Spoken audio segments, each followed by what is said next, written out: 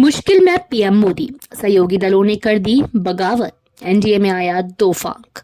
Civil सेवा परीक्षा में लेटरल एंट्री के माध्यम से नियुक्ति को लेकर सरकार कटघरे में है। दरअसल एनडीए के सहयोगी दलों ने लेटरल एंट्री का विरोध किया। लोक जनशक्ति पार्टी, रामविलास और जदयू ने मोदी सरकार के इस फैसले पर बगावत करी। नमस्कार, मैं खुशी मिश्रा आजकल वेब टीवी पर आप सभी का स्वागत करती हूँ।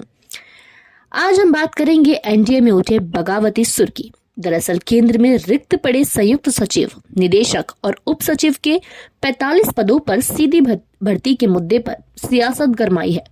एक तरफ जहां कांग्रेस, समाजवादी पार्टी समेत कई विपक्षी दलों ने सरकार के इस फैसले का विरोध करा, वहीं फैसले को लेकर एनडीए में विरोध के सुर उठ रहे हैं।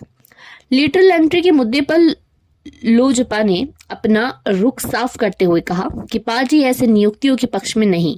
चिराग पासवान ने कहा कि जहां भी नियुक्तियां होती हैं वहां आरक्षण के प्रावधानों का पालन करना चाहिए। चिराग पासवान ने ये कहा कि ये फैसला बिल्कुल गलत है और वो इस मामले को सरकार के समक्ष उठाएंगे। यह पहली बार था जब एनडीए के किसी सहयोगी दल ने सरकारी पदों पर लेटरल एंट्री के मौजूदा प्रावधानों के खिलाफ बात करी।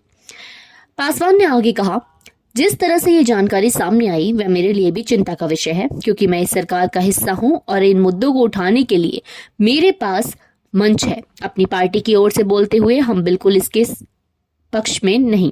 उन्होंने कहा, लेटरल एंट्री दलितों, ओबीसी और आदिवासियों पर हमला है। बीजेपी के राम राज्य की संकल्पना का अर्थ संविधान को नष्ट करना और बहुजनों से आरक्षण छीनना है। वहीं जेडीयू के वरिष्ठ नेता केसी त्यागी ने भी लेटरल एंट्री मामले पर चिराग पासवान के सुर से सुर मिलाया। केसी त्यागी ने कहा कि हमारी पार्टी शुरू से ही सरकार से आरक्षित सीटों को भरने की बात कहती आई। हम राम मनोहर लोहिया को मानते हैं। जब लोगों को सदियों से समाज में पिछड़ेपन का सामना करना पड़ रहा था, आप मेरिट क्यों ढूंढ रहे हैं?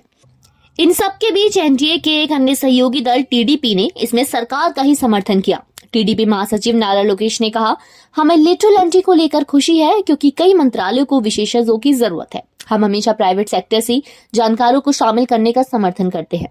इस तरह लेटरल एंट्री के मामले पर एनडीए में दो फाक नजर आ रहा है। वहीं बसपा समेत तमाम विपक्षी पार्टी भी लेटरल एंट्री के मुद्दे पर केंद्र को घेरने में जुट गई।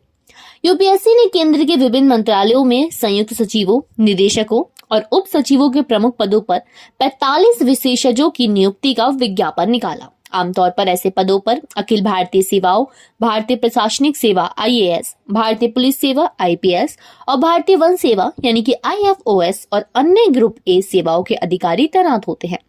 यूपीएससी ने शनिवार को 45 पदों के लिए विज्ञापन किया, जिनमें 10 संयुक्त सचिव और 35 निदेशक या उप सचिव के पद शामिल है।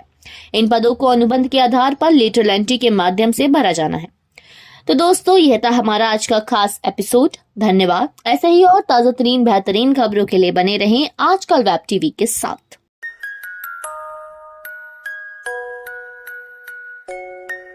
ऐसे ही और ताजा तरीन खबरों के लिए देखते रहिए आजकल वेब टीवी।